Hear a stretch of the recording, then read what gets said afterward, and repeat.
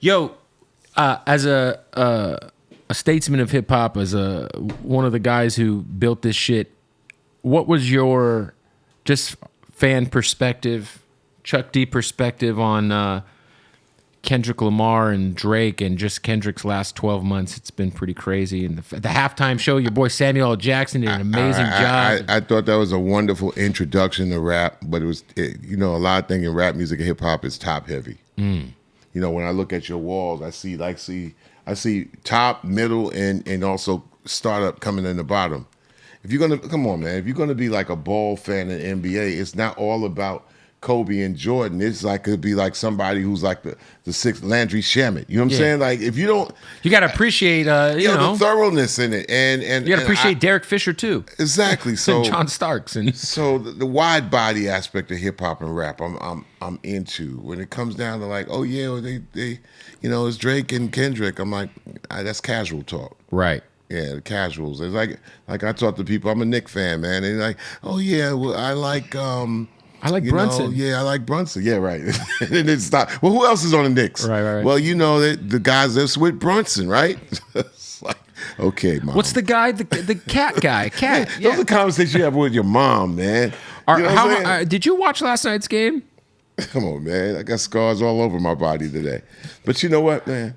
Listen. I have to. You 38. When you saw this, you 38. How old are the players?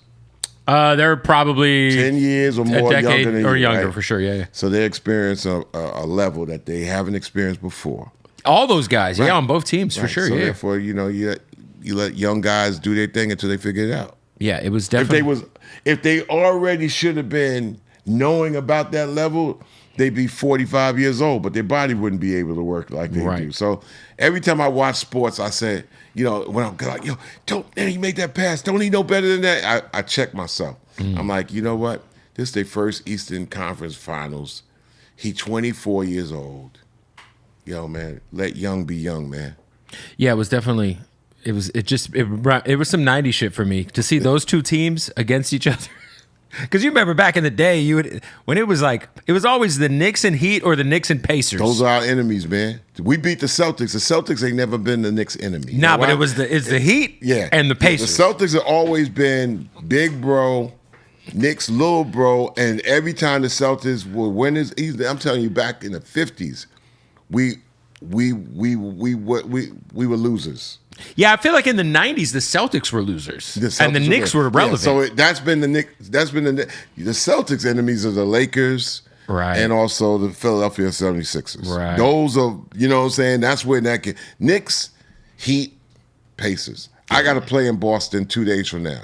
So I was on Twitter X or whatever the hell they want to call it, and I'm rowdy as a texting fan. Of course. I'm like, beat them asses. And people are like, oh my God, Chuck D said that. Oh my God, they all vertebrae hurt. Right. And I'm like, no, this ain't me. But during the game, you lucky you ain't sitting next to me. Right? Yeah, I feel like there's I always tell people there's sports hate, which isn't real hate. But it's I could say I hate a player, but right. It's sports hate. The Pacers and I hate the Heat. Right. And here's the crazy thing about it, Kev. I got fans in Miami and I got fans in Indianapolis. For sure. But I said, this ain't Chuck D. Right. This is Chuck, a fan of the New York Knicks, and I hate y'all asses. I think if y'all get through this, I think there's a good chance. I feel like you guys match up well against the Thunder. I'm assuming the Thunder win already. That's game by game, I hope we this is game one, man. Only young heads is like, oh my God, where we are? In New York, outside the Garden is Goon Central Station, man. For sure. So, anybody that's like, oh, they shouldn't walk around with a Indiana Pacers jersey outside the Garden. You shouldn't, no. One of my favorite moments at the iHeart Festival over the last few years was you guys doing the iHeart Festival, because the iHeart Festival was like, I remember when we saw the lineup, I was like, oh, because usually I'm backstage running around, drinking, working. Yeah, I was like, oh, no. Yeah, me and Doc Winter, we watched, while eating mushrooms, watched you guys fucking kill that show. Oh, that was a runaround, but it was real just shows are dope. happening now. Yeah, it was a good, shiny experience.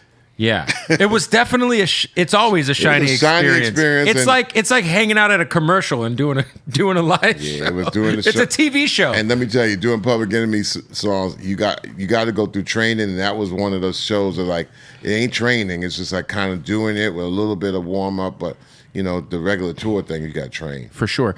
Yeah. You guys, and you know, you mentioned the Public Enemy logo. Whether it's people wearing the shirt, I got Public Enemy Vans that I bought. The licensing game for Public Enemy's got to be crazy. Like, are you? I used to be on top of it, and then it turned into its own thing. And Pop used to have merchandise too. Your Public Enemy logos Pop everywhere. Had merchandise coming. Now it's just like out of our hands, so it has its own thing that you get checked up on. But my whole thing is like I had to get with a bigger situation because. Yeah, every time I see somebody with Iron Maiden and Nirvana and they like 12 and 11 years old and for sure and wearing a Beatles shirt, I get competitive, man. I'm like, damn, man, you know, like, how do we get up in those ranks? It's Target. It's just Target. Yeah. Because Target's got the sick shirts for like $11. Yeah. And you'll be in there, be like, damn, Target got a Wu-Tang shirt? Yeah, like, exactly. I'll take that. Yeah, exactly. What keeps you so inspired and just like you feel like you still got the battery in your back to compete to work at your age, man? Like, well, number one, I've been doing a radio show every week for 16 years in a row, so I see everything come through me. I curate at least as many as 500,000 songs and artists, no matter what ilk they come from, whether it's the Drakes down to the Brother Ali's, down to like, you know. Shout out to Brother Ali, man. Brother Ali's incredible. Man, he was just here. My brother. And, you know, down to anybody. So, yeah, I'm in the game, you know, and the game is sharpened by the radio shows, rap station, the apps I've built, the Spit Slam record label where my partner C-Doc, you know, put together the radio Armageddon. And there's always, you know, Hip Hop Gods, my man Flatline, which is basically classic artists and, you know, been doing it for over 20 years. That's the category we call it.